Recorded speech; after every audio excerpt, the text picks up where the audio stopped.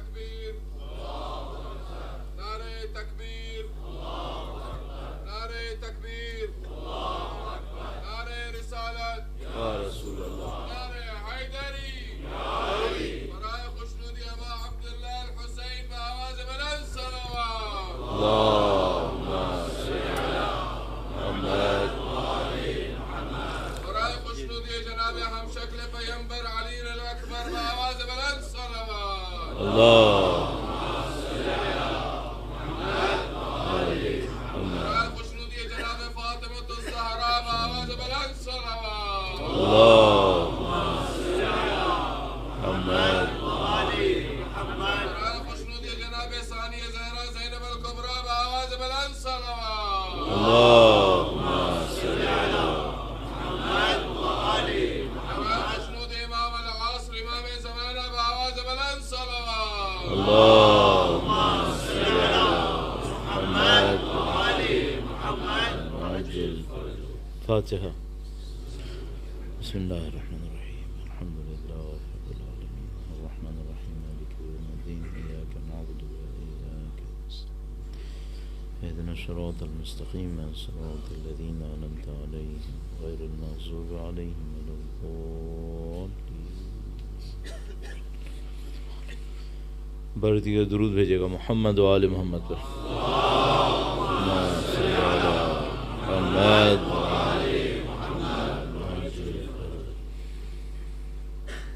اعوذ باللہ من الشیطان الرجیم بسم اللہ الرحمن الرحیم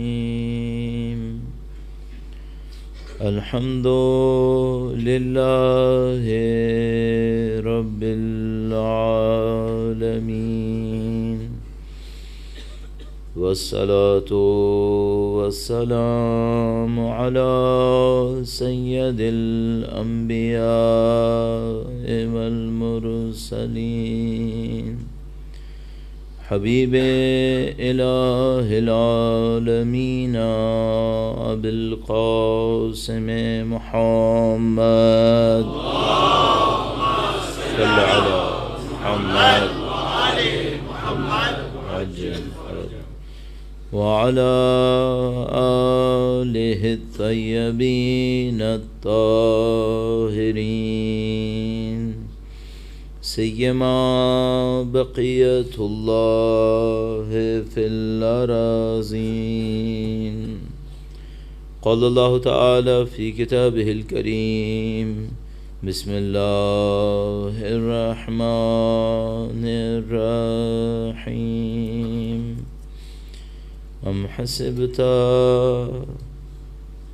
ان اصحاب الكهف والرقیم كانوا من آیاتنا عجبا درود بھیجے گا محمد و آل محمد صلی علی محمد و آل محمد وعجل فرجهم پروردگار عالم کا انتہائی احسان ہے، انتہائی لطف و کرم ہے. اس نے ہمیں ایسے دور میں ایسے زمانے میں خلق کیا ہے جہاں سید الشہداء کا نام گرامی لوگوں کی زبانوں پر ہے، اہل بیت کی عظمت لوگوں کے سامنے ظاہر ہو رہی ہے. ایسے دور میں خلق کیا ہے جہاں پر ہم اہل بیت اطہار اور ان کے ماننے والوں کی کامیابیوں کو اپنی آنکھوں سے مشاہدہ کر رہے ہیں. اس دعا کے ساتھ کہ انشاءاللہ خدا ہمیں اہل بیت کی مکمل کامیابیوں کا دن دیکھنا نصیب فرمائے، ان کے پرچم کو پوری دنیا کے کونے کونے تک پہنچانے اور لہرانے والا دن دیکھنا نصیب فرمائے، ان کے ظہور میں معاونت اور ان کی نصرت کی راہ میں شہادت نصیب فرمائے.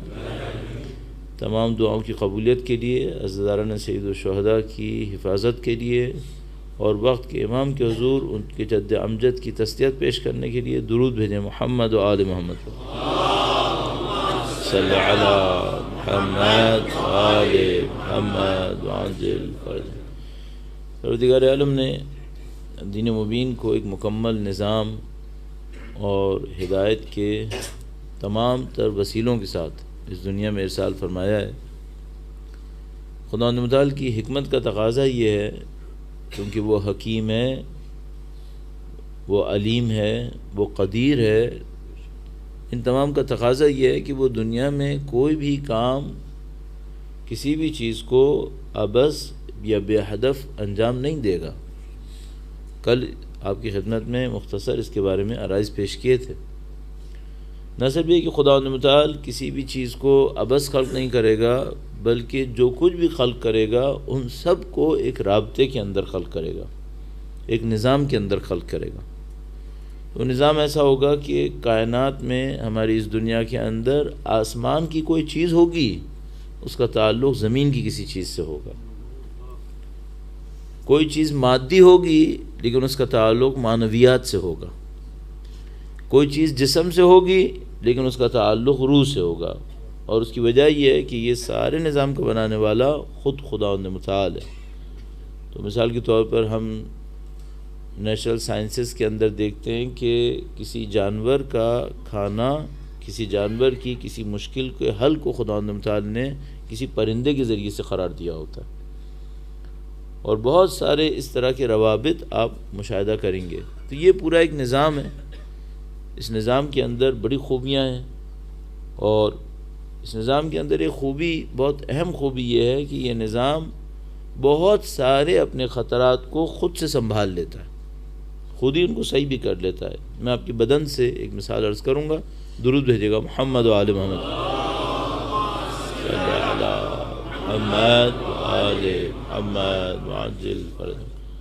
اگر ہم میں سے کوئی مریض ہو جاتا ہے اور اس کو شفا ملتی ہے تو وہ خدا کے سامنے شکر بجا لاتا ہے کہ میں مریض ہوا اور خدا نے مجھے شفا دے دی۔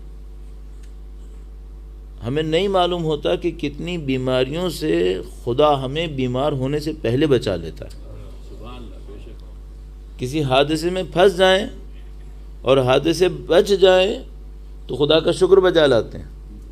نہیں معلوم کتنے حادثوں کو خدا پیش آنے سے پہلے ہماری رحمت، ہمارے اوپر رحمت کرتے ہوئے ٹال دیتا ہے۔ اس کے خدا کا نظام ایسا ہے۔ آپ کی جسم کے اندر نہیں معلوم کتنی دفعہ ایسا ہوتا ہے کہ بیماریاں حملہ کرتی ہیں، لیکن جسم کا نظام ایسا بنا ہوا ہے کہ وہ خود ہی ان سے لڑ بھی لیتا ہے، بیماریوں کا مقابلہ بھی کر لیتا ہے، اور آپ اور میں طاقتور اور جسم کے اعتبار سے صحت مند رہ جاتے ہیں۔ یہ جو ہم نے نیچرل سائنسز میں دیکھا ہے، اسی کو دیکھتے ہوئے میں دین کے بارے میں ایک سوال کرنا چاہوں گا، اور اس سے اپنی گفتگو کی طرف آنے کی کوشش کریں گے۔ وہی کہ خدا اگر کائنات بناتا ہے، مادی کائنات جس کی حیثیت خدا کے سامنے انتہائی کم ہے، اس مادی کائنات کو بناتا ہے تو ایسا بناتا ہے کہ یہ بہت ساری خرابیوں کو خود سے صحیح کر لے۔ ہمارے جسم کو بناتا ہے تو ایسا بناتا ہے کہ دن بھر کی تھکاوٹ کے اثرات کو سونے کے دوران خود بخود صحیح کر لے گا، بہت ساری بیماریوں سے خود سے لڑ لے گا۔ ایک سوال ذہن میں آتا ہے، کیا دین کو اس نے ایسا نہیں بنایا ہوگا کہ دین اپنا دفاع خود سے کر لے؟ ہر سسٹم کی خوبی میں سے ایک خوبی یہ ہوتی ہے۔ آپ اور میں، البتہ ظاہر ہے چونکہ ہماری فیلڈ نہیں ہے، لیکن جن لوگوں کی فیلڈ ہے اور وہ پاور پلانٹس وغیرہ کے اوپر کام کرتے ہیں تو وہ بتاتے ہیں کہ ان پلانٹس کے اندر بہت سارے ایسے میکینزم لگے ہوئے ہوتے ہیں جو خرابی کی اطلاع بھی دے دیتے ہیں، اور اگر خرابی سنبھالنے کے قابل ہو تو اس کو ریکٹیفائی بھی کر لیتے ہیں۔ میں ایک بات پوچھوں گا، دین کے اندر ایسا کوئی نظام ہے یا دین کے اندر ایسا کوئی نظام نہیں ہے؟ اچھا، یہ سوال کیوں کرنا پڑ رہا ہے؟ اس وجہ سے کرنا پڑ رہا ہے کہ دین کے آنے کے صرف 50 سال کے بعد کوئی ایسی خرابی اس کے اندر آئی ہے کہ نواسہ رسول تنہا پیاسے میدان کربلا میں شہید کر دیے گئے۔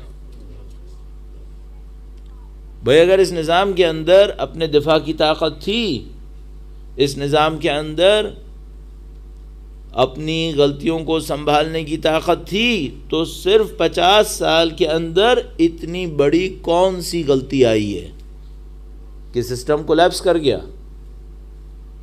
اور اتنی بری طرح کولیپس کر گیا کہ جو روئے زمین پر خدا کا نمائندہ تھا اس مظلومیت کے عالم میں اپنی جان دے رہا ہے۔ اچھا، ممکن ہے کوئی مجھ سے پوچھے کہ بھائی اس کا اب جائزہ لینے کی ہمیں کیا ضرورت پیش آئی ہے؟ ایک تو ہمارا قلبی تعلق سید الشہداء سے، کہ ہم جاننا چاہیں گے کہ سید الشہداء کی مظلومیت میں کون کون سے عناصر شامل تھے۔ دوسرا ایک بہت بڑا مسئلہ ہے، کیا ہمیں یہ گارنٹی مل گئی ہے کہ وہ خرابی اب ہمارے اندر سے ختم ہو گئی ہے؟ مجھے ایک ایشورنس ملنی چاہیے کہ جو خرابی اس وقت معاشرے میں آئی تھی جس کے نتیجے میں سید الشہداء اس مظلومیت کے عالم میں تنہا میدان کربلا میں شہید ہوئے، وہ خرابی جو اس وقت آئی تھی اب وہ خرابی ختم ہو گئی ہے۔ مجھے ایشورنس ملنی چاہیے۔ کیوں؟ خدا نہ کرے نعوذ باللہ تعالی اگر وہ خرابی ابھی بھی باقی ہے تو ظہور کیسے ہوگا؟ اور اگر کوئی مجھ سے کہے کہ نہیں ظہور پھر بھی ہوگا اور وہ خرابی ابھی بھی ہمارے اندر ہے، تو پھر مجھے ایک اور خطرناک سوال کرنا پڑے گا۔ اس کا مطلب ہے آبان و انصار کوئی اور ہوں گے۔ اگر اس خرابی کے ہوتے ہوئے اس زمانے میں حجت خدا کو اتنی بڑی مصیبت سے گزرنا پڑا تھا اور وہ خرابی ابھی بھی ہے، تو یا نعوذ باللہ ظہور ابھی نہیں ہوگا، نعوذ باللہ، یا ظہور ہوگا جس معاشرے میں وہ خرابی تھی وہ آبان و انصار میں نہیں ہوں گے۔ کیوں؟ 1400 سال پہلے جب اس معاشرے میں وہ خرابی تھی تو وہ اپنے زمانے کے خدا کے نمائندے کی مدد نہیں کر سکے تھے۔ تو عزیزان محترم، بالکل صاف، بالکل کرسٹل ایک حقیقت ہمارے سامنے آنی چاہیے کہ وہ خرابی کون سی تھی، اور پھر ایک اور بات اس کے بعد پتہ چلنی چاہیے کہ اس خرابی کا علاج اب کیسے ہوگا۔ خوش قسمت ہوئے تو وہ خرابی ختم ہو چکی ہوگی اور ہم نصرت امام کے لیے تیار ہوں گے، اور خدا نہ کرے نعوذ باللہ تعالی اگر وہ خرابی ابھی بھی باقی ہے تو پھر ہمارے سامنے ایک اور سوال آنا چاہیے، اس کا جواب ملنا چاہیے کہ اس خرابی کا مقابلہ کیسے ہوگا۔ دین نے ہمیں اس سلسلے میں کیا ہدایت دی ہے؟ درود بھیجے گا محمد و آل محمد پر۔ صلی علی محمد و آل محمد وعجل۔ ہماری ہمیشہ کوشش یہ رہتی ہے کہ ہم جب بھی کسی معاملے کو حل کرنے کی کوشش کریں تو اوپر سرفیس پہ بیٹھ کر اس کو حل نہ کریں، ڈیپتھ میں جائیں۔ اس کی وجہ یہ ہے کہ اگر آپ سرفیس پہ بیٹھ کر کسی پرابلم کو حل کریں گے، چاہے وہ انڈیویجول ہو چاہے وہ سوشل ہو، یہ پرابلم ٹیمپریرلی آپ کی نظروں سے چھپ جائے گی لیکن باقی رہے گی، اور اب جو دوبارہ آئے گی تو پچھلے سے زیادہ طاقتور آئے گی۔ بالکل ایسے ہی ہے جیسے کسی معاشرے کے اندر سوسائٹی میں چوری ہو رہی ہو تو کوئی یہ کرے کہ بھائی اگر چوری ہو رہی ہے تو کیمرے لگا دو، پولیس بٹھا دو، اب چوری نہیں ہوگی۔ ہاں صحیح ہے، پہلے کیمرے نہیں تھے آپ نے کیمرے لگا دیے، پہلے پولیس نہیں تھی آپ نے پولیس بٹھا دی، اور آپ نے کہا کہ اب چوری نہیں ہوگی، تو کیا آپ سمجھتے ہیں کہ ایسا ہوگا؟ نہیں، اب چوری ہوگی، پہلے چھوٹی ہوتی تھی اب بہت بڑی ہوگی، پہلے مسلح نہیں ہوتی تھی اب مسلح ہوگی، فائر آرم بھی استعمال ہوگا، پہلے بغیر اس کی ہوتی تھی۔ کہ کیا ہوا؟ آپ نے پرابلم کو ایڈریس نہیں کیا ہے، اس کو کارپیٹ کے نیچے ڈالا، یہ واپس آئے گی۔ تو آپ کے پاس راستہ کیا ہوتا ہے؟ آپ اس کو ایڈریس کریں۔ پرابلم کو ایڈریس کیسے کیا جاتا ہے؟ تو بھئی آپ کو یہ دیکھنا پڑتا ہے کہ یہ جو چوری ہوئی تھی یہ اس آدمی کی غربت کی وجہ سے ہوئی تھی، چونکہ یہ غریب تھا اس لیے اس نے چوری کی تھی۔ تو پھر آپ ایک کام کریں، سوسائٹی سے غربت ختم کر دیں تو ساری چوریاں ختم ہو جانی چاہیے۔ تو آپ نے اگر سوسائٹی میں لوگوں کو دینا شروع کر دیا، غریبوں کو غربت سے نکال لیا، پاورٹی کا خاتمہ کر دیا، تو پھر کوئی چوری نہیں ہونی چاہیے. یہ بھی سولوشن نہیں ہے. کیوں؟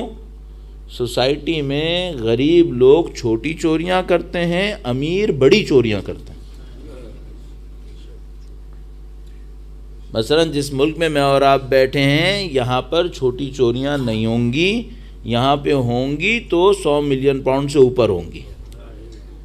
یہاں پہ بڑی بڑی چوریاں ہوں گی. یہ طریقہ حل نہیں ہوا. آپ نے کہا بھائی غریب چوری کرتا ہے، امیر نہیں کرتا، تو ہم غریب کو پیسہ دے دیتے ہیں، اب یہ چوری نہیں کرے گا. تو میں نے عرض کیا کہ نہیں، ایسا نہیں ہوگا. غریب ابھی بھی چوری کرے گا، اور چوری صرف غریب کرتا بھی نہیں ہے، امیر بھی کرتا ہے، اور امیر بڑی چوری کرتا ہے. اچھا آپ کہیں گے بھائی لوگ چونکہ الٹریٹ ہوتے ہیں، جاہل ہوتے ہیں، اس لیے چوری کرتے ہیں. تو اگر آپ ایجوکیشن بڑھا دیں تو لوگ چوری نہیں کریں گے. تو میں کہوں گا کہ دیکھو بھائی، جاہل تو سمپل چوری کرتا ہے، ایجوکیٹڈ کمپلیکیٹڈ چوری کرتا ہے. جاہل بیچارہ سپر اسٹور سے 2-4 چیزیں اٹھائے گا، ایجوکیٹڈ اینرون سے اٹھائے گا بلینز آف ڈالرز.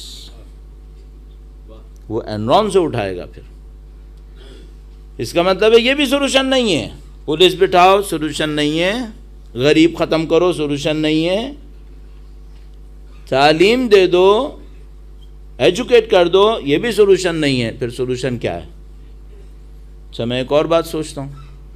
ایسا کرتے ہیں، ایک فنڈامنٹل ڈیسیشن لیتے ہیں جو ہمارے دور میں 100 سال پہلے بہت مشہور ہوا.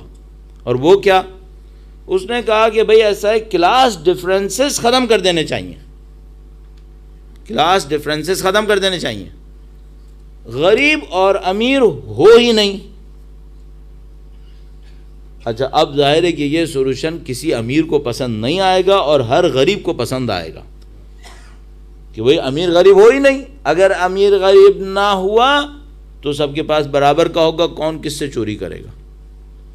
صحیح ہے. یہ علیحدہ معاملہ ہے، بہت گہرا معاملہ. میرے پاس وقت کم ہے، صرف آج کا دن اور کل کا دن ہے، لیکن میں لاجیکل فلو کو بریک نہیں کرتا ہوں. لاجیکل فلو کو بریک نہیں کرنا چاہیے. آپ لاجیکل فلو میں یہاں پر آ گئے کہ بھئی امیر غریب ختم کر دو، ایک کلاس کر دو. تو میں آپ کو خدمت میں ایک بہت بنیادی بات کروں گا، بہت فنڈامنٹل پرنسپل. وہ یہ کہ اسلام میں ایکویلٹی کی دعوت دی گئی ہے یا جسٹس کی؟ اس کو اچھی طرح سوچئے گا. ہمارے ہاں اردو میں اس کو کہتے ہیں مساوات یا انصاف. تو آپ اپنے ذہن پر تھوڑا سا زور ڈال کر یہ سوچے گا کہ اسلام نے مساوات کی دعوت دی ہے، ایکویلٹی، یا اسلام نے جسٹس کی دعوت دی ہے، انصاف. اچھا بہت بریفلی صرف دعوے کی حد میں آپ کی خدمت میں عرض کر رہا ہوں، مساوات میں اسٹیبلٹی نہیں ہے. مساوات کبھی بھی باقی نہیں رہے گی. چند منٹ لگا کر اس بہت بڑے کلیم کو آپ کی خدمت میں سمپلیفائی کر دوں. جتنے لوگ یہاں بیٹھے ہیں، فرض کر لیں سب کی دولت کو ہم نے جمع کیا اسٹینمور کے اندر، اور جتنے لوگ بیٹھے ہیں سب کے اوپر ایکولی ڈسٹریبیوٹ کر دیا. کسی کا ہارٹ اٹیک نہ ہو، کریں گے نہیں ہم، یہ ہم کر نہیں رہے ہیں، صرف تھیوریٹیکلی کہہ رہے ہیں. اگر یہ کر دیا تو میں ایک سوال پوچھوں گا. فرض کریں آج کی رات اٹھے، سب کے پاس پیسہ برابر کا ہو گیا، اگلے سال اس رات میں یہاں بیٹھیں گے تو سب کے پاس پیسہ برابر ہوگا؟ نہیں. جو بنانے والا ہے وہ اپنے شیئر سے اور بنائے گا، اور جو کھانے والا ہے وہ اگلے سال تک، بہت دور کی بات کہہ رہا ہوں، 2 ہفتے میں کھا چکا ہوگا. 2 ہفتے میں ایکویلٹی ختم ہو چکی ہوگی، دوبارہ غریب امیر شروع ہو چکا ہوگا. 1 سال تک پہنچو، وہ غربت اور عمارت اپنی جگہ پہ واپس آ چکی ہوگی، تھوڑے تھوڑے سے چینج آف پوزیشن کے ساتھ. ایکویلٹی میں اسٹیبلٹی نہیں ہے. دین مانگ بھی نہیں رہا ہے. دین کیا مانگ رہا ہے؟ کہہ رہے جسٹس کرو. اچھا ایک طرف سے کہہ رہا ہے کلاسز باقی رہیں، دولت بھی رہے، غربت بھی رہے، دوسری طرف کہہ رہا ہے جسٹس بھی کرو اور ایکویلٹی بھی نہیں کرنا ہے. کیسے ہوگا یہ؟ اس کا طریقہ کار کیا ہوتا ہے؟ اس کا طریقہ کار یہ ہوتا ہے کہ امیر امیر رہے، غریب غریب رہے، لیکن احترام دونوں کا برابر رہے، رسپیکٹ دونوں کو ملے. ان اکرمکم عند اللہ اتقاکم. یہ اسلام کے نظام کی ڈیپتھ ہے. اسلام سوشلزم نہیں ہے جو مساوات کے لیے چلائے گا. اسلام یہ نہیں کہہ رہا کہ آپ نے کلاس لیس سوسائٹی بنانی ہے اگر آپ اس کو کلاس کہنا چاہ رہے ہیں. اسلام یہ کہہ رہا ہے انصاف کرو. انصاف کرو کیا مطلب؟ امیر غلط کرے اس کو سزا دو، صرف غریب کو کیوں دیتے ہو؟ امیر غریب دونوں کو برابر کی رسپیکٹ دو. اگر غریب متقی ہے اور امیر نہیں ہے تو غریب کو زیادہ احترام دو. یہ اسلام ڈیمانڈ کر رہا ہے. اور یہ میں آپ کی خدمت میں عرض کرتا چلوں آخری جملات اس سلسلے میں، اگر یہ نہ کیا تو جتنی بھی چیریٹی کرو سوسائٹی میں اسٹیبلٹی نہیں آئے گی، سوسائٹی میں بغض اور دشمنی باقی رہے گی. صرف ایک راستہ ہے، رسپیکٹ تقویٰ کے اوپر جائے، علم کے اوپر جائے، اللہ کی راہ میں کوشش پہ جائے، اور دولت طاقت اور شہرت رسپیکٹ کا اسٹینڈرڈ نہ بنے. یہ ون اینڈ اونلی سولوشن ہے. اس کے علاوہ جو کچھ بھی کریں گے سوسائٹی میں کرپشن آئے گا.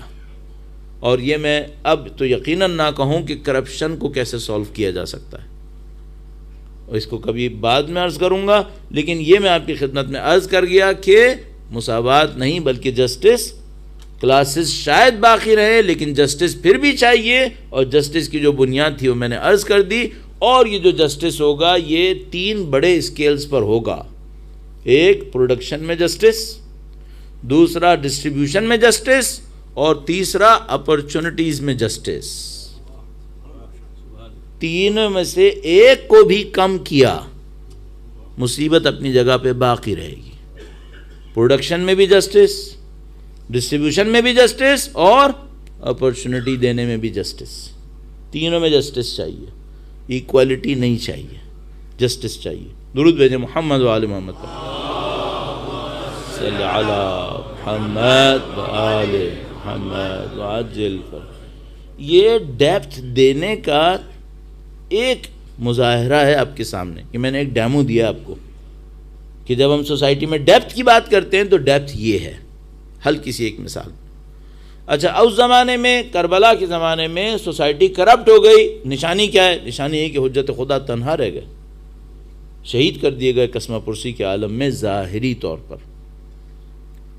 ایسا کیوں ہوا؟ ہمیں تھوڑا سا ڈیپتھ دینی پڑے گی اس کو. ہمیں یہ دیکھنا پڑے گا اسلام کا جو ڈیفینڈ کرنے کا میکینزم ہے وہ ہے کہاں پر. اچھا ایک اور بات مجھے سمجھ میں آتی ہے، کوئی بھی سسٹم یہ نہیں کرتا ایک پلان دے فیل ہو گیا معاملہ ختم. نہیں، کوئی بھی سسٹم یہ نہیں کرتا. وہ کیا کرے گا؟ وہ لائنز کو ایک کے بعد ایک بنا کے رکھے گا کہ فرسٹ لائن ڈیفینس کی یہ ہے، اگر خدا نہ کرے یہ کولیپس کر گئی سیکنڈ یہ ہے اور تھرڈ یہ ہے. ہمارے دور میں جو بہترین مثال آئی میٹیریل مثالوں میں، وہ جاپان کا وہ ری ایکٹر تھا جو سونامی کے حادثے میں کولیپس کر گیا، اور ایک اس نے مصیبت پوری دنیا کے لیے کھڑی کی. کبھی کبھی کسی کو جو اس فیلڈ سے ریلیونٹ ہے اس نے اسٹڈی کیا ہو تو اس کو پتہ ہوگا کہ ڈیفنس کی جو لائن ٹوٹتی ہے بعض اوقات ایک ساتھ کیسے ٹوٹتی ہے اور پھر معاملہ کیسے خراب ہوتا ہے. اسلام نے بھی ایک لائن نہیں دی ہوگی.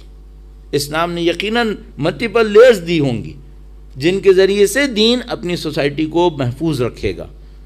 اس میں پہلی لائن اب بغیر مزید وقت لگائے، جبکہ اس میں ابھی بہت ڈیٹیلز باقی ہیں جو دی جانی چاہیے اس بات کو کہنے سے پہلے، لیکن وقت کی کافی کمی کی وجہ سے، پہلی لائن جو اسلام کے اندر آتی ہے وہ ہے امامت. اگر سوسائٹی کو فنکشن کرنا ہے، سوسائٹی کو اپنے راستے کے اوپر چلنا ہے، اس کو امامت کو ایکسیپٹ کرنا ہوگا. اور یہ جو امامت ہوتی ہے یہ معاشرے کے اندر دین کے دفاع کی، اس کو ڈیفینس کرنے کی ذمہ داری کو لیتی ہے. مثال آپ کی خدمت میں عرض کروں گا، درود بھیجے گا محمد و آل محمد.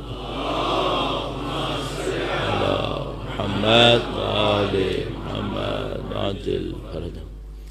مثلا فرض فرمائیے آپ جن گاڑیوں میں سفر کرتے ہیں، ان گاڑیوں کے اندر کوئی نہ کوئی میکینزم ہوگا جس سے آپ کو یہ پتہ چلے کہ خرابی کہاں تک پہنچ گئی ہے. ڈیش بورڈ کے اوپر جو کچھ ہے وہاں پہ آپ کو فوراً انفارمیشنز مل رہی ہیں، اور آپ کے پاس وہ ٹریننگ ہے کہ جس سے آپ کو یہ پتہ ہے کہ کب مجھے کیا نظر آئے، مجھے کیا کر لینا ہے. سوسائٹی کو دین کے اسٹیئر کرنے کی یہ ذمہ داری امامت کے پاس ہے. اس کا کام ہے کہ جیسے ہی وہ دین کے اندر دیکھے، سوسائٹی میں دیکھے کہ دین میں کوئی خرابی آ رہی ہے، وہ اٹھے، خود بھی مقابلے پر آئے، لوگوں کو بھی بتائے یہ خرابی آ گئی ہے، اس کا مقابلہ کرو. یہ امامت کا فنکشن ہے.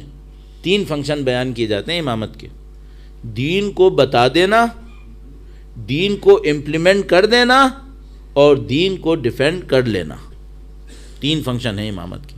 اچھا اب سوال یہ ہے، یہ جو امامت ہے کیا اتنی اہم ہے کہ اگر یہ نہ ہو تو دین خطرے میں ہوتا ہے؟ ہاں ایسا ہی ہے. نشانی کیا ہے؟ نشانی یہ ہے کہ اس سے پہلے کہ اللہ کے رسول دین دے تھے، انہوں نے امیر المومنین کی امامت کا اعلان کر دیا.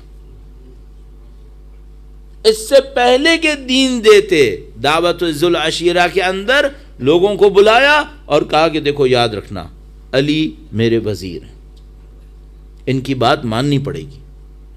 اتنا امفیٹیکلی رسول خدا نے کہا کہ اس کی بات ماننی پڑے گی کہ کفار مکہ حضرت ابو طالب کے پاس گئے کہ تم تو دین نہ ماننا. کیوں؟ چونکہ اگر تم نے دین مان لیا تو یہ کہہ رہے ہیں کہ اس کی بات ماننی پڑے گی تو تمہیں اپنے بیٹے کی بات ماننی پڑ جائے گی. اتنا امفیٹیکلی رسول خدا نے کہا کہ جو بھی میرے دین میں آئے گا اس کو علی کی بات ماننی ہوگی. کہ انہوں نے حضرت ابو طالب کے اوپر اس طرح کے جا کر اعتراض کیا یا ان کے سامنے مذاق کیا. آخری وقت تک اللہ کے رسول غدیر قوم تک مسلسل، حتیٰ اپنی وفات سے پہلے چند ثانیوں تک، لمحوں تک یہ بتاتے رہے کہ دیکھو امامت اہم ہے، امامت اہم ہے. اچھا اب یہ پہلی لائن ہے ڈیفینڈ کرنے کی. سوسائٹی کی پہلی خرابی کیا ہوئی؟ امامت کو ایکسیپٹ نہیں کیا. اچھا امامت کے ساتھ ایک کنڈیشن لگی ہوئی ہے، تھوڑا سا تھیوریٹیکل معاملہ ہے، بہت پریکٹیکل فیلڈ تک آپ آنے والے ہیں. اس کے ساتھ ایک شرط لگی ہوئی ہے. وہ کیا؟ اور میں آپ سے بھی پوچھوں گا تاکہ آپ بھی تھوڑے سے انوالو ہو جائیے. کیا امامت لوگوں کی گردن پر شمشیر تلوار رکھ کے اپنے آپ کو منوائے؟ نہیں، یہ امامت کا کام نہیں ہے. نبی اور امام دونوں کے لیے ایک جنرلائز ٹائٹل ہم استعمال کرتے ہیں، حجت خدا، خدا کا نمائندہ. یہ جو حجت خدا ہے اس کا کام ہے دلیل دے، معجزہ دکھائے، علم دے، رہنمائی دے، ہمدردی کرے، مشکل حل کرے. تلوار رکھ کے منوانا اس کا کام نہیں ہے. ایک مشکل بن گئی. سسٹم تو صحیح ہے لیکن اس سسٹم میں پبلک کی ایکسیپٹنس جو شرط ہے تو یہ بالکل ایسی ہے کہ گاڑی تو بہت اچھی ہے لیکن فیول ڈالو گے تو چلے گی نا. گاڑی تو پرفیکٹ ہے، فیول بھی پرفیکٹ ہے، ڈالو گے تو چلے گی. یا مثلا کوئی فیول بھی ڈال لے تو بھائی اگنیشن آن کرو گے تو چلے گی. اگر تم یہی نہ کرو کہ کہو ہم امامت کو نہیں مان رہے نعوذ باللہ تعالی، تو پھر اس لائن نے کام نہیں کرنا ہے. پھر یہ لائن کام نہیں کر سکے گی. تو ان کو شمشیر نہیں رکھنی ہے، تم نے قبول کرنا ہے. نشانی کیا ہے؟ نشانی یہ ہے کہ 1150 سال ہو گئے خدا نے شمشیر نہیں رکھی. اگر خدا چاہتا تو ہمارے ساتھ وہ کرتا جو قوم بنی اسرائیل کے ساتھ کیا تھا. قوم بنی اسرائیل کے ساتھ کیا کیا تھا؟ ان کے سروں پہ کوہ طور لٹکا دیا تھا کہ مانتے ہو یا نہیں مانتے. اس گہرائی میں تو خیر جانے کا کوئی امکان ہی نہیں ہے کہ ہمیں بنی اسرائیل سے کیا کچھ سیکھنا ہے. یہ بہت بڑا ایک ٹاپک ہے. پچھلے سال میں ایک اشرہ اس پہ پڑھ چکا ہوں اور ابھی آدھے پہ نہیں پہنچا ہوں. پچھلے سال ان کو کہہ کے آیا تھا کہ میں اگلے سال دوسرا اس کو کمپلیٹ کروں گا. ہمیں بنی اسرائیل سے کیا سیکھنا ہے؟ خدا چاہتا تو یہ کر سکتا تھا، ہماری گردنوں کے اوپر شمشیر رکھتا اور ہم سے کہتا حجت خدا کو مانو ورنہ تمہاری دنیا گئی. نہیں کیا. اس نے کہا جاؤ، نہیں مانتے جاؤ. جاؤ کا مطلب کیا ہے؟ ذرا اپنی دنیا گزار کے دکھاؤ. دنیا گزار کے دکھاؤ. اچھا دنیا گزار کے دکھانے کے بعد کیا ہوگا؟ خدا کہہ رہا ہے ایک لمحے کے اوپر پہنچو گے تم سب مل کر چلاؤ گے کہ ہمیں اولاد علی کی حکومت چاہیے. سب مل کر چلاؤ گے کہ ہمیں یہ چاہیے، اس کے سوا زندگی نہیں گزرے گی. تو یہ پہلی لائن ہو گئی. اچھا خدا نہ کرے نعوذ باللہ تعالی اگر سوسائٹی میں یہ لائن کام نہ کرے، اب ذمہ داری کس کی ہے؟ جیسا کہ اللہ کے رسول کے بعد سوسائٹی نے اس کا کام نہیں کیا، ذمہ داری کس کی ہے؟ میں آپ کی خدمت میں عرض کروں گا اور کل کی مجلس سے بھی تھوڑا سا فائدہ حاصل کریں گے. درود بھیجے گا محمد و آل محمد پر. محمد و آل محمد وعجل فرج. دوسری لائن کل آپ کی خدمت میں ایک روایت عرض کی تھی اللہ کے رسول سے. ایک بار پھر ان کے نام گرامی پر درود بھیجیں. محمد و آل محمد. محمد و آل محمد وعجل فرج. فرمایا دو گروہ ہیں، اگر صحیح ہو جائیں میری امت صحیح رہے گی. الامراء والفقہاء. اگر قوم امامت کو قبول نہ کرے، اللہ کے رسول فرما رہے ہیں ٹھیک ہے علماء امراء ان کی ذمہ داری ہے قوم کو امامت کی طرف لے کر آئیں، ان کی ذمہ داری ہے. یہ گویا ایک ایلیٹ کلاس ہے سوسائٹی کے اندر، اس کی ذمہ داری ہے کہ جس کمیونٹی نے اصلی اچھی لیڈرشپ کو ایکسیپٹ نہیں کیا ہے اس کو یہ بتائے کہ اصلی لیڈرشپ کون سی ہوتی ہے. علماء اور فقہاء اور امراء. کل میں نے اس کے اوپر تفصیل سے آپ کی خدمت میں عرض کیا، کل یا پرسوں، خدا نہ کرے غلط نہ کیا گیا. ان دو کی ذمہ داری ہو گئی. یہ دوسری لائن ہے. اگر ایک معاشرے کے اندر فقہاء صحیح ہوں، امراء صحیح ہوں، وہ سوسائٹی ہو جائے گی صحیح. لیکن 61 ہجرہ میں سوسائٹی صحیح نہیں ہوئی. فقہاء اور امراء نے اپنے کام کو صحیح انجام نہیں دیا. ان کے کام صحیح انجام نہ دینے کی وجہ سے تیسرا مرحلہ آیا. اور وہ تیسرا مرحلہ کیا تھا؟ حجت خدا کو قربانی دینی پڑتی ہے. حجت خدا سکوت اختیار نہیں کر سکتے، انہیں قربانی دینی پڑتی ہے. کبھی زہر کا گھونٹ پینا پڑتا ہے، کبھی میدان جنگ میں جانا پڑتا ہے، کبھی زندانوں میں جانا پڑتا ہے، کبھی میدانوں میں جانا پڑتا ہے. حجت خدا کو قربانی دینی پڑتی ہے. اچھا اگر حجت خدا قربانی دے تو کیا ہونا چاہیے تھا؟ جیسے ہی قربانی دے لوگ فوراً ہوشیار ہو جائے کہ بھائی کوئی کام بہت غلط ہو گیا ہے، حجت خدا قربان ہو گیا ہے. اب لوگوں کو فوراً ہوشیار ہو جانا چاہیے تھا. اب بھی ہوشیار نہ ہوں تو یہ کس بات کی نشانی ہے؟ سمجھ رہے ہیں آپ؟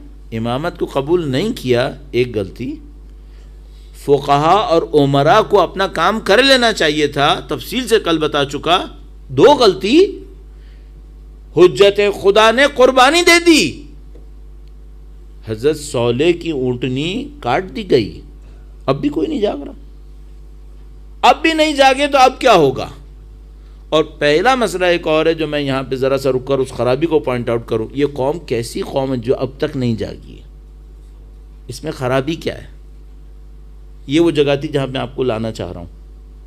قوم کے اندر ایسی کون سی وحشتناک خرابی آتی ہے جس کے بعد نہ امامت کو مانتے ہیں، فقہا عمرا کا کام خراب ہو چکا ہوتا ہے، حجت خدا کی قربانی ان کو سمجھ میں نہیں آتی ہے، یہ خرابی کون سی ہے؟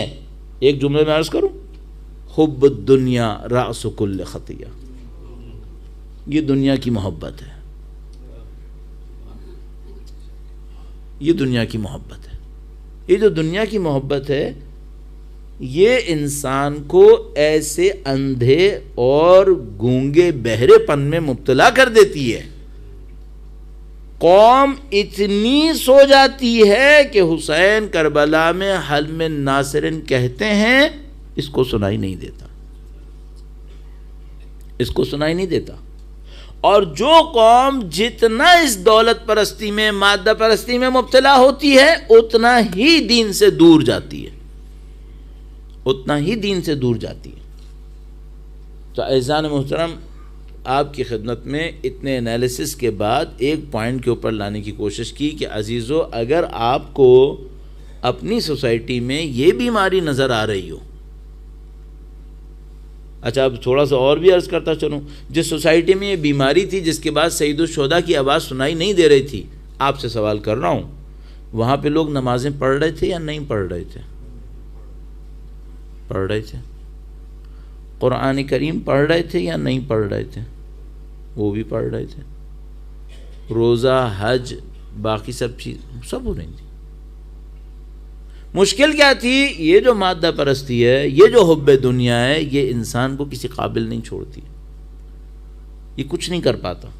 اور یہ وہ بیماری ہے جو ادھر آئی تھی۔ اور عجیب بات یہ ہے کہ اللہ کے رسول نے، مولا امیر المومنین نے اسی کو لوگوں کو بتایا بھی تھا کہ ہمیں تمہارے معاملے میں دشمن دین سے خطرہ نہیں ہے، کفر سے خطرہ نہیں ہے، ہمیں تمہارے معاملے میں تمہاری آرزوؤں سے خطرہ ہے، تمہاری خواہشات سے خطرہ ہے۔ نہج البلاغہ۔ عزیزو، یہ مصیبت ہے۔ اچھا، اب اگر آپ کو میں بالکل آخری لمحے میں لانے کی کوشش کر رہا ہوں تاکہ ہم اپنی جگہ پہ پہنچ سکیں، آخری بھی کوئی لائن ہے اس کے بعد؟ ایک لائن اور ہے، ایک لائن اور ہے۔ خدا نہ کرے اگر وہ بھی ڈوب جائے تو پھر اللہ کے رسول فرماتے ہیں اب معاملہ ختم ہو گیا۔ وہ لائن عرض کرتا ہوں، درود بھیجے گا محمد و آل محمد پر، صلی علی محمد و آل محمد وعجل۔ خدا انشاءاللہ ہمیں وقت کے امام کی نصرت کی سعادت نصیب فرمائے، اور ان کی نصرت کے لیے جو کچھ ہمیں سیکھ لینا چاہیے وہ سب ہمیں سیکھنے کی سعادت نصیب فرمائے انشاءاللہ۔ ایک بار پھر امام کی نظر لطف کے حصول کے لیے درود بھیجیں محمد و آل محمد پر، محمد و آل محمد وعجل۔ اب ذرا تصور کریں، ایک معاشرہ ہے، سوسائٹی ہے، امامت کو نہیں مانا، نعوذ باللہ۔ فقہا عمرا نے اپنا کام نہیں کیا، نعوذ باللہ تعالی۔ ان فقہا اور عمرا کے کام نہ کرنے کے نتیجے میں حجت خدا کو قربانی دینی پڑ گئی، اس نے قربانی بھی دے دی۔ اب بھی لوگ نہیں جاگے، اب دین کی آخری امید کس پر ہے؟ دین کی آخری امید اپنے ایک حکم کے اوپر ہے جس کو قربانی دینے والا حجت خدا کہتا ہے میں نے اس کو زندہ کرنے کے لیے قربانی دی ہے۔ سید الشہداء سے جب کسی نے پوچھا نا آپ کیوں قربانی دے رہے ہیں، سید الشہداء نے لوگوں کے فہم اور شعور، ان کی لیول آف انڈرسٹینڈنگ کے حساب سے مختلف جواب دیے۔ ایک موقع پر کہا مجھے میرے نانا نے حکم دیا ہے، ایک موقع پہ کہا میں نے خواب میں دیکھا ہے، لیکن جب کسی موقع کے اوپر پبلک کے سامنے اعلان کرنا ہوا تو امام نے ایک عجیب بات کہی۔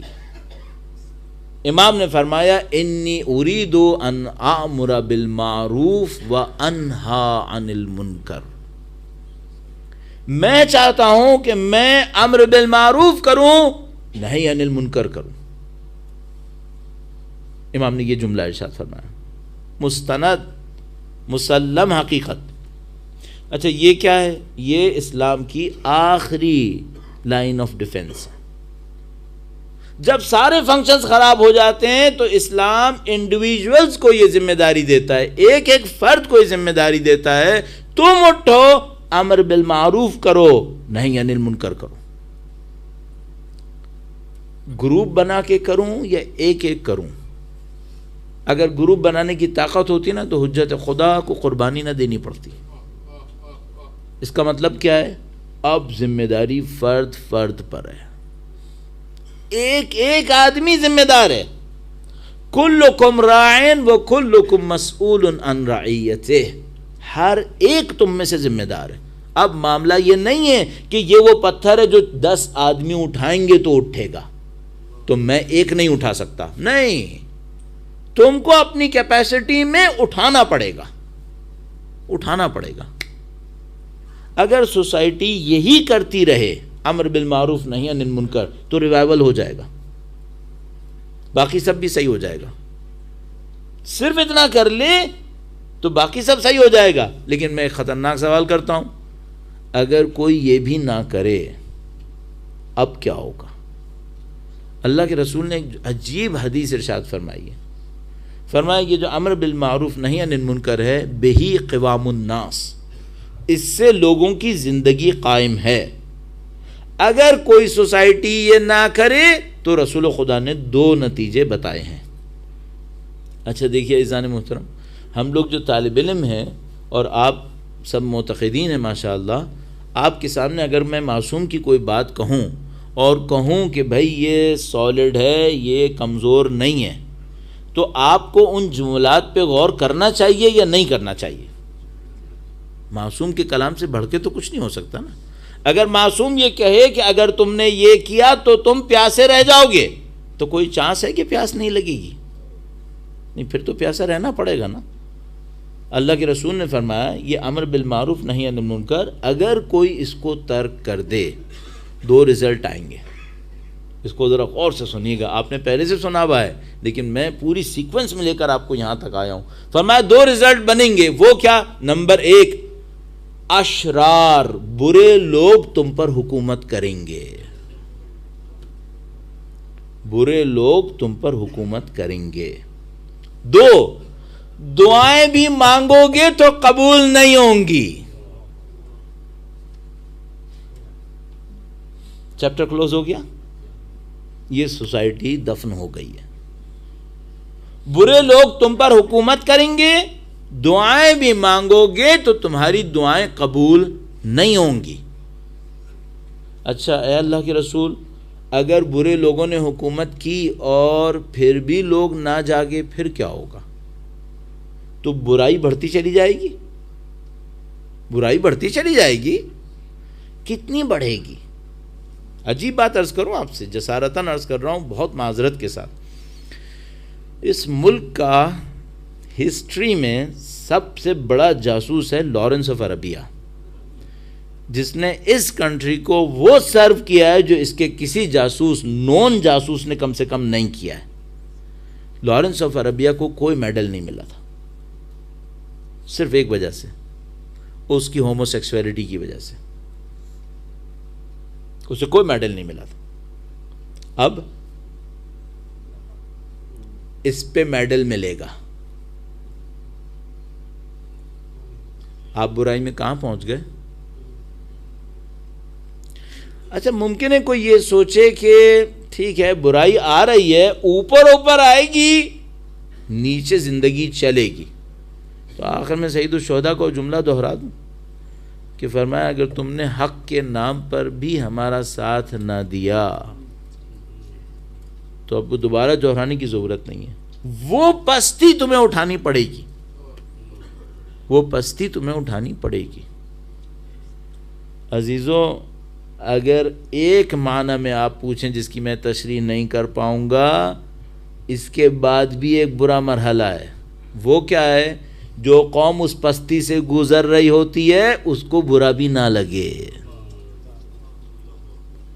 جو اس پستی سے گزرے اس کو برا بھی نہ لگے. اب میں نے جتنا بھی میرے بس میں ممکن تھا آپ کو پورا اسلام کا میکینزم عرض کر دیا. اچھا اس میں ریوائول کہاں سے ہوگا؟ امر بالمعروف کی بھی 2-3 اسٹیج ہیں.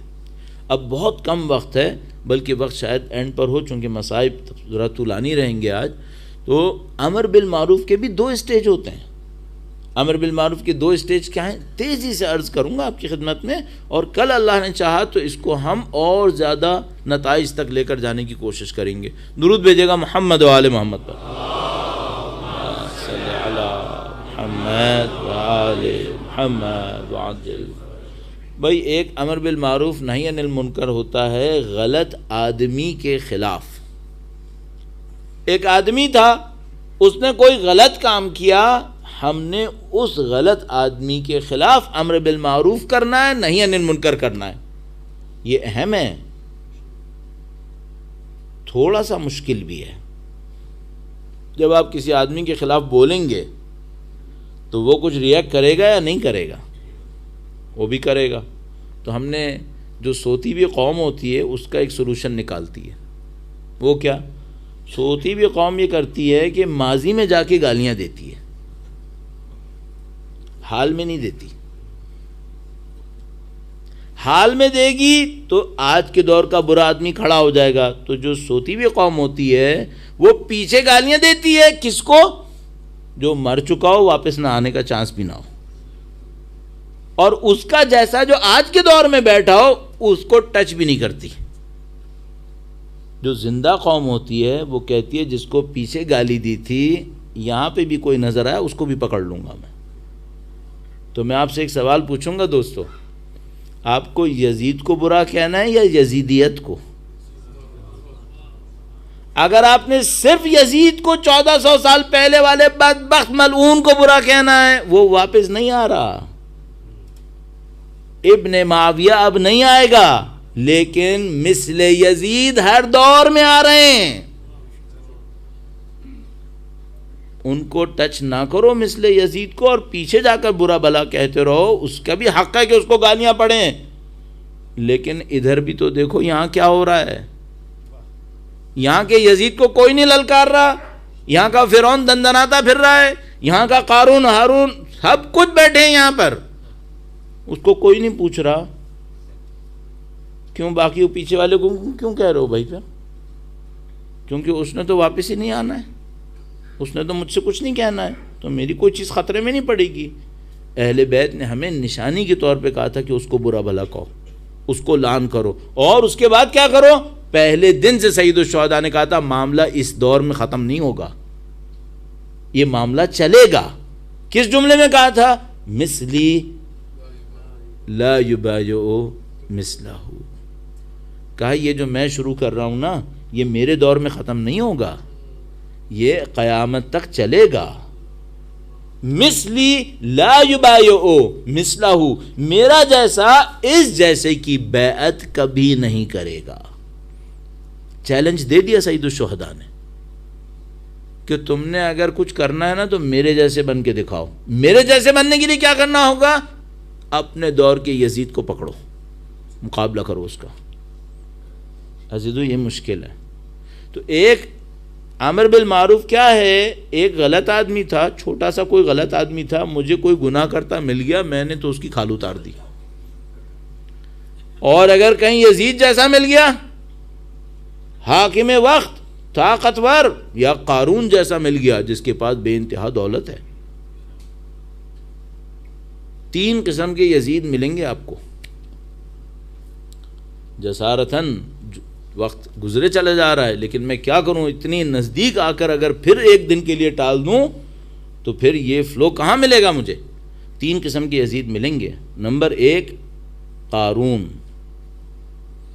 فرعون، اور تیسرا اگر آپ ان کے سیکوینس میں کوئی آپ میں سے بتائے، فرعون، قارون، اور تیسرا سامری. سامری. ایک ملے گا فرعون طاقت کا یزید، ایک ملے گا قارون دولت کا یزید، ایک ملے گا سامری میڈیا، چال باز، مکار، چشم بندی کرنے والا، دکھاتا کچھ ہے ہوتا کچھ اور ہے.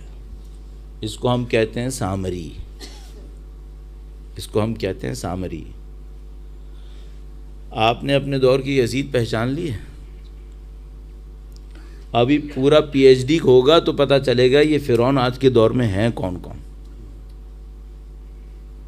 عزیزان محترم، یہ سب چیزیں میں بہت ہلکی کر کے آپ کی خدمت میں تھوڑا سا مذاق ساتھ لگا کے اس لیے کر رہا ہوں کہ آپ کا ذہن اس کو آسانی سے قبول کر سکے، ورنہ یہ ہماری زندگی اور موت کا معاملہ ہے، یہ ہماری زندگی اور موت کا معاملہ ہے یہ۔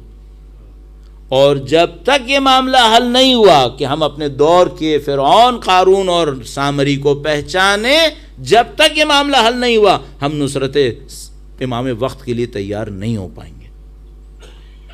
ہمیں کربلا سے سیکھنا پڑے گا۔ یہ جو ٹاپک آپ کے سامنے رکھا تھا وہ اس لیے رکھا تھا کہ کربلا سے سیکھو، اپنے دور کے یزیدوں کو پہچانو، ان کے نظاموں کو سمجھو، ان کا جو دولت کا نظام ہے وہ کام کیسے کرتا ہے۔ میں نے آپ کی خدمت میں عرض کیا ان تمام کا نظام دو چیزوں پہ چلتا ہے، ایک لالچ اور ایک خوف۔ ایک جو انسان کے دل میں گریڈ ہے، لالچ ہے، لسٹ ہے، اور ایک اس کے دل میں خوف، فیئر، ہر چیز سے ڈرتا ہے۔ اگر کوئی انسان یہ دو نکال دے، لالچ نکال دے اور خوف نکال دے، معاملہ ختم ہو گیا، معاملہ ختم ہو گیا۔ کل میں تھوڑا سا امر بالمعروف کے بارے میں اور عرض کروں گا اور کچھ عزاداری کے بارے میں عرض کروں گا اس موضوع کے تسلسل میں، تو پھر ہم کسی نتیجے تک انشاءاللہ بہت اچھے طریقے سے پہنچ پائیں گے۔ اس آج کے دن جہاں پہ بات ختم کی وہ یہ کہ دیکھو اگر اس سارے سسٹم کو توڑنا ہے جو یزید ہائے وقت نے مچایا ہوا ہے، فرعون نے، آج کے دور کے فرعون نے، آج کے دور کے قارون نے اور آج کے دور کے سامری نے، بیچ میں میں نے حامان کو اسکپ کر دیا جبکہ قرآن نے اس کو بھی بتایا تھا۔ یہ حامان کون ہے؟ یہ فرعون کا وزیر ہے۔ آپ کو یاد ہے میں نے آپ کی خدمت میں انسانوں کی 4 کیٹیگریز ظلم کے بارے میں عرض کی تھی، یہ سب یہ لوگ ہیں۔ اگر کسی کو اس کو توڑنا ہے، مثلا کوئی یہاں پہ دل والا بیٹھا ہو، چاہے جوان چاہے بوڑھا، اور مجھ سے کہے کہ مجھے یزیدوں کا جال توڑنا ہے، تو میں اس سے طالب علم ہونے کے ناطے، سید الشہداء کا ذکر کرنے والا ہونے کے ناطے عرض کروں گا کہ دیکھو اپنے دل سے لالچ نکال دو، اپنے دل سے خوف نکال دو۔ اگر تم نے یہ دو چیزیں نکال دیں، ایک جملے میں شہادت کو طلب کر لو، بس اپنی اور اپنے سے وابستہ لوگوں کی شہادت کو مانگ لو خدا سے، تمہاری زندگی آسان ہے۔ کیوں؟ جو بھی تم کو دھمکی دے گا نا وہ موت سے بڑی کوئی دھمکی نہیں دے پائے گا، اور جس دن وہ تم سے کہے ہم تمہیں مار دیں گے، تم کہو میں مرنے کے لیے ہی آیا ہوں، مارو، میں اسی لیے آیا ہوں۔ اور آپ یہ کام کس طرح سے کریں گے؟ آپ ہی نے کرنا ہے، آپ کے جیسوں نہیں کیا ہے۔ یہ جو میں نے عرض کیا کل قوموں کا ذکر کیا کہ ان کو کامیابیاں مل رہی ہیں، ان کو کامیابیاں کہاں سے ملی ہیں؟ انہوں نے اسی اسکول سے سیکھا ہے جس اسکول میں آپ بیٹھے ہیں، یعنی مکتب حسین سے۔ انہوں نے سب یہیں سے سیکھا ہے، سب یہیں سے سیکھ کر گئے۔ سب نے سید الشہداء اور اولاد سید الشہداء سے ایک بات سیکھی ہے، شہادت طلب کرو۔ ان کی ماؤں نے اپنے بچوں کو شہادت کی دعائیں دینا شروع کر دی۔ عزیزان محترم، پاکستان جیسی سوسائٹی میں ایک دفعہ ایک جلوس میں، عاشور کے جلوس میں بم دھماکہ ہوا کراچی میں، مشہور و معروف۔ اس کے بعد چہلم جو آیا اس میں بھی سائیڈ میں جا کر ایک اور بم دھماکہ ہوا، لیکن جو لوگ عاشور کے دن بم دھماکے میں مرے وہ نہیں جانتے تھے کہ عاشور میں بم دھماکہ ہوگا۔ چہلم تک جب بات آئی تھی نا تو سب کو احساس ہو گیا تھا کہ اس میں بھی ہوگا۔ اتنے لوگ آئے تھے، اتنے لوگ آئے تھے، کراچی کی چہلم کے جلوس کی تاریخ میں اتنے بندے کبھی نہیں آئے تھے۔ شہادت طلب، کفن باندھے ہوئے، کفن باندھ کے آئے تھے، کفن پہنے ہوئے تھے سمبولک سب نے کہ بھئی ایسا ہے اگر حسین کے جلوس کے لیے شہید ہونا ہے ہم تیار ہیں، ہم مرنے کے لیے آئے. عجیب بات یہ نہیں ہے کہ چہلم کے دن لوگ کفن باندھ کے آئے تھے، اس دن تو سب کو جوش آیا ہوا تھا. عجیب بات یہ ہے کہ عاشور کے جلوس میں جو بندے شہید ہوئے اس میں ایک نے اندر کفن پہنا ہوا تھا. کربلا کربلا کربلا کربلا کربلا کربلا کربلا کربلا. آپ لوگوں کو کربلا کربلا، آپ حضرات کو شاید ان نعروں کی اتنی عادت نہیں رہی ہوگی. ہم نے ان نعروں پہ دشمنوں کا مقابلہ کیا ہے، ان نعروں پہ ہم زندہ رہے ہیں، ہم ان نعروں پہ زندہ رہے ہیں. آپ کو ابھی اتنی عادت نہیں ہوگی، لہذا آپ اس کے جواب دینے میں تھوڑا سا دبے ہوئے ہیں. اور آپ تو سادہ سادہ جواب دے رہے ہیں، ہم ایسے نہیں جواب دیتے. ہم میدان میں کھڑے ہو کر مٹھیاں لہرا کر دشمن سے کہتے ہیں یہ ہیں ہم. لبیک یا حسین، لبیک یا حسین، لبیک یا حسین، لبیک یا حسین، لبیک یا حسین، لبیک یا حسین، لبیک یا حسین، لبیک یا حسین. برائے خوشنودی ابا عبداللہ الحسین بآواز بلند صلوات. اللهم صل على محمد وآل محمد وعجل فرجهم. عزیزان محترم، ممبر پہ بیٹھ کے قسم کھا کے کہوں گا ان نعروں نے ہمیں زندہ رکھا. دشمن ہمیں کچل دیتا، ہمارے پاس کوئی چانس نہیں تھا. جس پائے کی ہمارے خلاف 25 سال 30 سال میں سازش ہوئی تھی پاکستان کے اندر، ہمارے پاس کوئی چانس نہیں تھا. صرف ان نعروں نے زندہ رکھا. یہی سید الشہداء.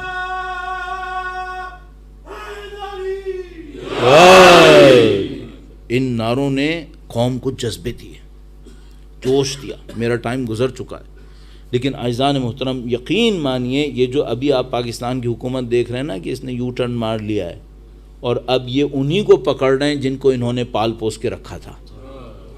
صحیح ہے، یہ قوم کی شیعہ قوم کی مقاومت کی وجہ سے ہوا ہے، استقامت کی وجہ سے ہوا ہے. اور یہ ساری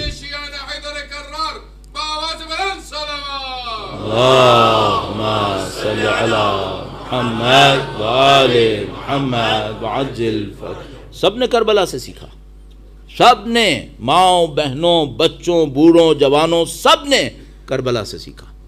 وہ یہ کہ ہمیں شہادت طلب ہونا چاہیے.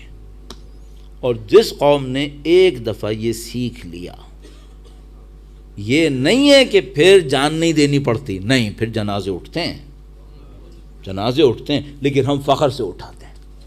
جیسے آج تک سید الشہداء کا جنازہ فخر سے اٹھا رہے ہیں. ہم چھپا کے نہیں اٹھاتے، ہم دکھا کے اٹھاتے ہیں.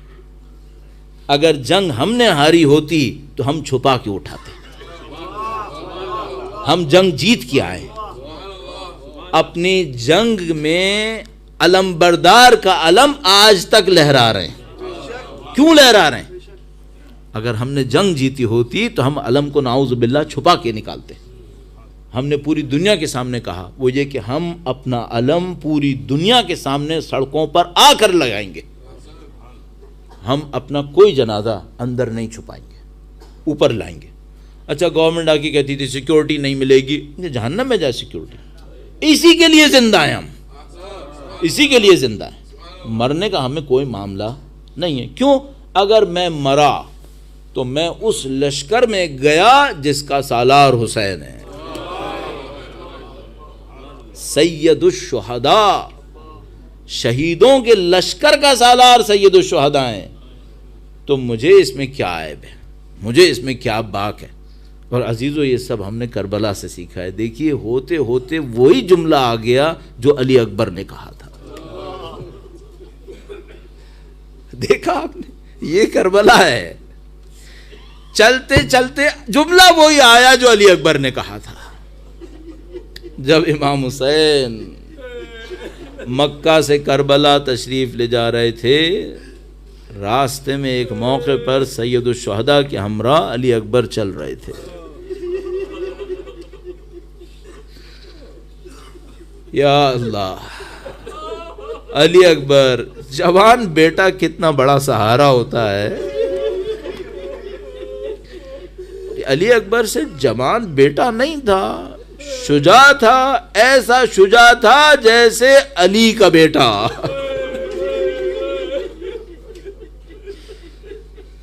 شجاعت میں علی کی نظیر، شکل و تقوی میں رسول اللہ کی تصویر. عجیب معرکہ حضرت علی اکبر کے ساتھ تھا. عجیب روایت موجود ہے.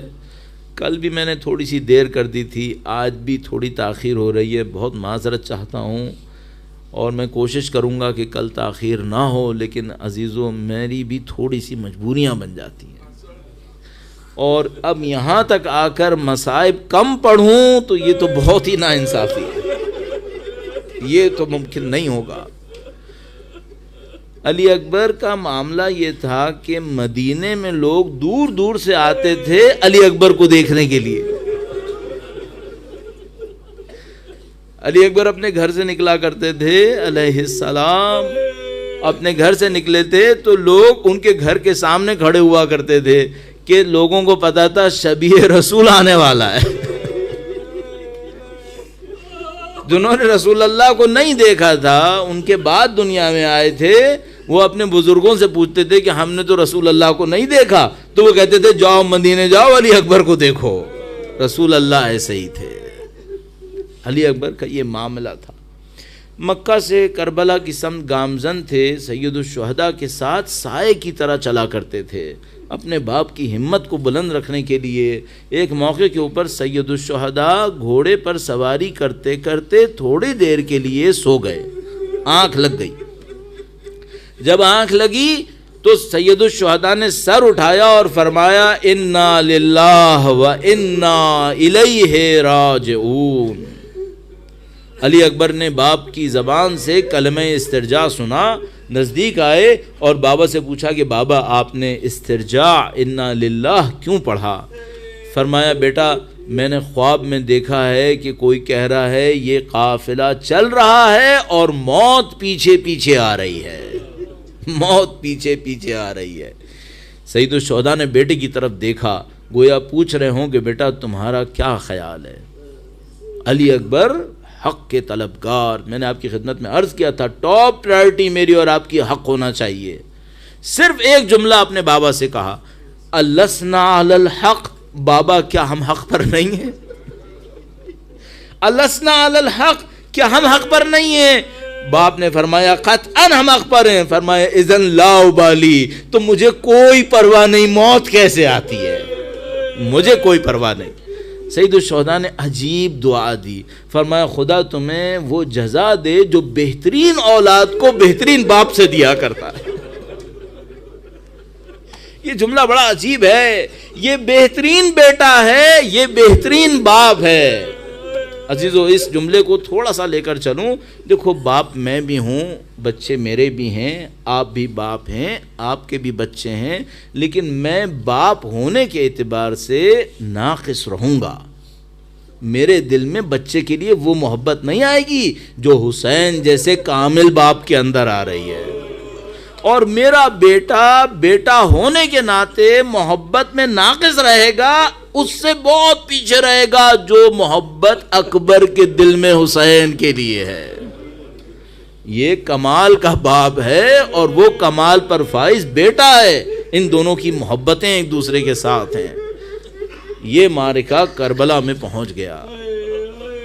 کربلا کے دن عاشور کا دن ہے اور عاشور کے دن سید الشہداء کا مؤذن اذان دینے کے لیے کھڑا ہونے والا ہے. جیسے ہی مؤذن اذان دینے کے لیے کھڑا ہوتا ہے سید الشہداء اس کو اشارہ کرتے ہیں، کہتے ہیں تم رک جاؤ. بیٹے سے کہتے ہیں بیٹا علی اکبر آپ اذان دیں.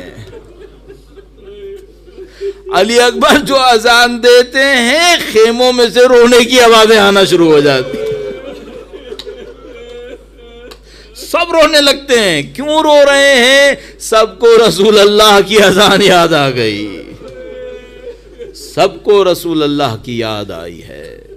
ایک موقع کربلا میں آیا، سید الشہداء نے قربانیاں دینا شروع کرنا ہے قربانیاں دینا شروع کرنا ہے۔ دو روایات ہیں ہمارے پاس۔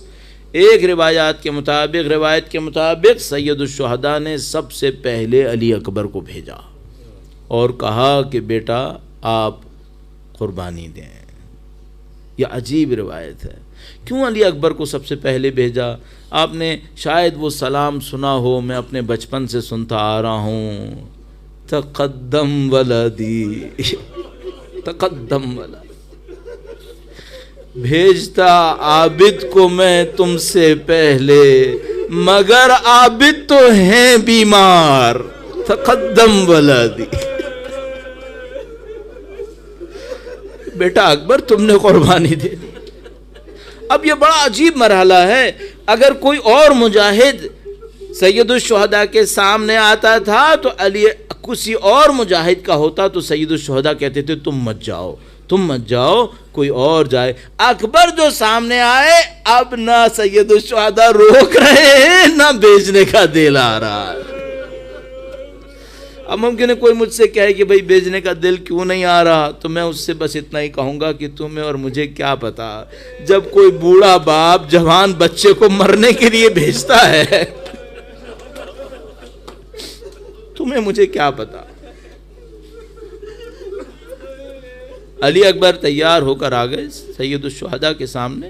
سید الشہداء نے علی اکبر سے کہا کہ بیٹا میں خدا حافظ کر لوں گا، جاؤ پہلے پھوپھی اماں کو خدا حافظ کہہ کے آؤ۔ دیکھو تمہاری پالنے والی ہے، اس نے تمہیں پالا ہے، تمہیں کڑیل جوان بنایا ہے بیٹا۔ عزیزو بڑا سخت لمحہ ہے یہ، بہت سخت لمحہ۔ علی اکبر جو خیمے میں آئے اتنا ماتم ہوا، راوی کہتا ہے کسی کے آنے پہ اتنا ماتم نہیں ہوا تھا۔ آج ہمارے جوان کھڑے ہو کے ماتم کریں نا تو بیویوں کے ماتم کو یاد کر لیجئے گا، بڑا کٹھن ماتم کیا بیویوں نے۔ اب ایک عجیب روایت ہے، روایت یہ ہے کہ علی اکبر تشریف لے گئے، بیویوں نے گریہ کیا، بیویوں کی آوازیں باہر آتی تھیں ماتم و نوحہ کی۔ علی اکبر نے پردہ اٹھایا کہ باہر جائیں، اچانک کسی بیوی نے شانہ تھاما کہ رہی اکبر ایک دفعہ اور۔ عجیب معاملہ ہوا۔ راوی روایت کرتا ہے، کہتا ہے 7 دفعہ پردہ اٹھا، 7 دفعہ پردہ گرا۔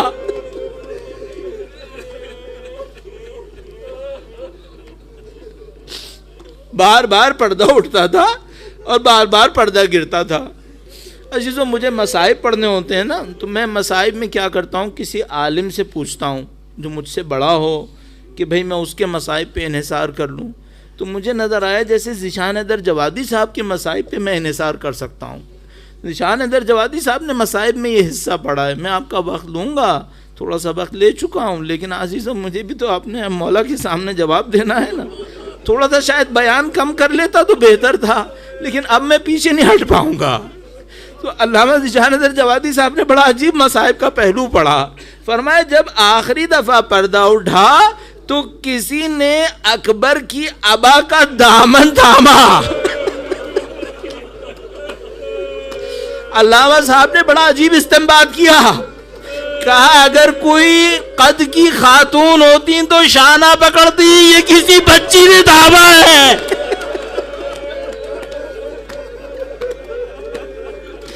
یہ ابا کا دامن کسی بچی نے پکڑا ہے۔ اکبر خیمے سے ایسے نکلے جیسے گھر سے جنازہ نکلا۔ سید الشہداء نے بندش کی تھی، پابندی لگائی تھی، مخدرات خیمے سے باہر نہ آئے، تو خواتین خیمے تک آ کر رک گئی، علی اکبر کو دیکھتی رہیں، اکبر چلا گیا۔ اب اکبر سید الشہداء کے پاس آیا، الوداع کیا۔ 2 روایتیں ہیں، بڑی عجیب روایت۔ سید الشہداء نے علی اکبر کو الوداع کیا، لیکن ایک جملہ ساتھ کہا، روایت پر انحصار کرتے ہوئے عرض کر رہا ہوں، اکبر سے کہا کہ بیٹا اکبر دشمن کی طرف جا تو رہے ہو، لیکن موڑ موڑ کے میری طرف دیکھتے رہنا۔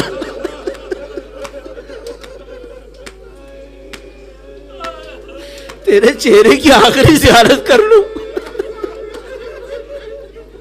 اگلی روایت بہت ہی عجیب ہے. اکبر چلے، دیکھا باپ پیچھے پیچھے آ رہا ہے. کہا بابا الوداع تو کر دیا. کوئی ہے جو حسین کی دل میں جھانک کر دیکھے کیا ہو رہا ہے؟ عاشقان حسین اپنے مولا کی دل کو دیکھو.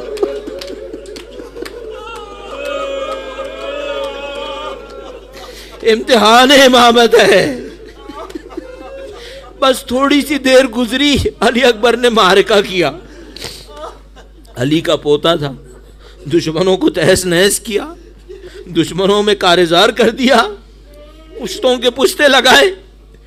تھوڑی دیر میں واپس آئے، بابا سے آ کر کہا بابا گرمی بہت سخت ہے، لوہے کے اوزاروں نے بہت تنگی کی ہے، کاش ایک گھونٹ پانی کا مل جاتا تو میں ان دشمنوں کو دکھاتا. عزیزو یہ لمحہ کون سا لمحہ ہے؟ ارے ساقی کوثر کا بیٹا.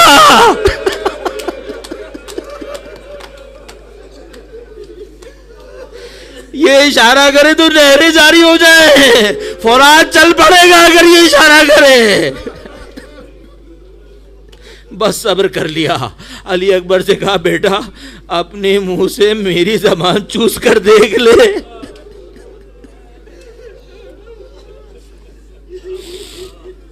علی اکبر ایک بار پھر روانہ ہوئے. عزیزو میں بہت سنبھل کے اس لیے پڑھتا ہوں، میرے اندر طاقت نہیں ہوگی. اگر میں نے ایک ساتھ تیزی سے پڑھ دیا میں نہیں سنبھال پاؤں گا اس کو، اس لیے رک کے پڑھتا ہوں. بس ایک موقع آیا، علی اکبر چلے، دشمن سے لڑے، زمین پر گرے. اب جو زمین پر گرے تو حسین لپکے اپنے بیٹے کی طرف کہ اپنے بیٹے کو سنبھالیں. دو روایتیں یہاں پر بھی ہیں. ایک روایت کہتی ہے حسین پاؤں پہ نہیں گئے، چاروں ہاتھ پاؤں پہ گئے.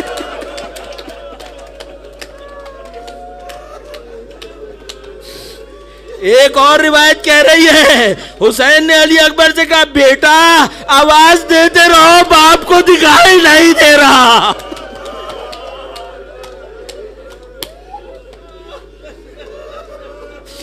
بیٹا آواز دیتے رہو.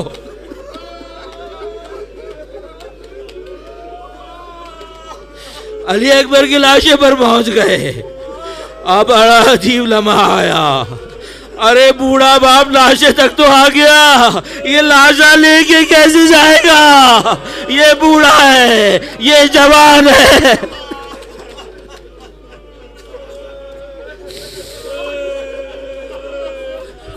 عزیزو واللہ کہہ رہا ہوں شاید یہ وہ موقع ہوگا جب فاطمہ زہرا حسین کو دعائیں دے رہی ہوں گی، خدایا میرے بچی کے دل کو مضبوط کر دے.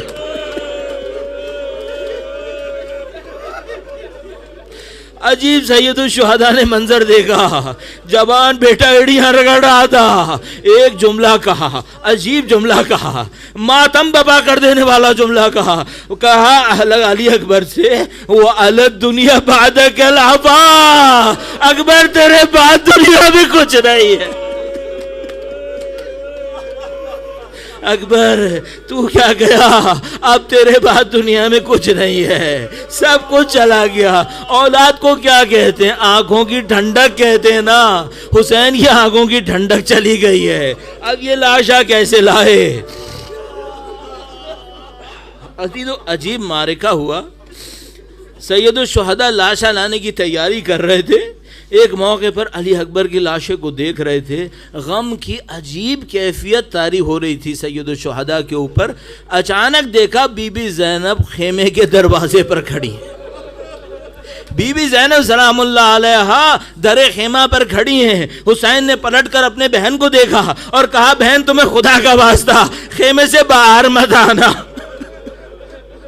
عزیزو یوں ہی عرض کر رہا ہوں، دلیل اور منطق شاید جواب نہ دے سکے، فلسفہ شاید جواب نہ دے سکے، لیکن علماء نے سوال کیا کہ بی بی زینب کو تو پتا تھا کہ حسین باہر نہیں آنے دیں گے، تو بی بی زینب یہاں تک کیوں آئیں؟ تو جواب دینے والے کہتے ہیں زینب حسین شناس ہیں، ان کو پتا ہے حسین کے دل پہ کیا گزر رہی ہے، کو غم کو کم کرنے کے لیے کہا حسین مجھے دیکھے، اکبر کا لاشا اور نہ دیکھے، مجھے دیکھیے، میں کہوں گا بی بی وہ استقامت کا پہاڑ ہے، آپ نے اس موقع پر اپنے جذبات پر اتنا کنٹرول کر لیا، حسین کی نصرت کر لی۔ عزیزو بس ایک آخری شعر عرض کروں گا، علامہ ذیشان در جوادی صاحب آل اللہ مقامہ شریف یہ شعر پڑھا کرتے تھے، اور کتنا عجیب شعر ہے، اس شعر کا نہیں معلوم شاعر کون ہے، لیکن عجیب تاثیر ہے، چونکہ لاشا برابر کا ہے، یہ جوان بیٹا ہے، سید الشہداء کے برابر کا لاشا ہے، ادھر زینب کھڑی ہیں، تو زینب کی زبان سلام اللہ علیہ کی زبان سے کہتے ہیں لاشا ہے برابر کا، بھیا سے نہ اٹھے گا، لاشا ہے برابر کا، بھیا سے نہ اٹھے گا، میں پالنے والی ہوں گودی میں اٹھا لوں گی، ماتم حسین، ماتم حسین۔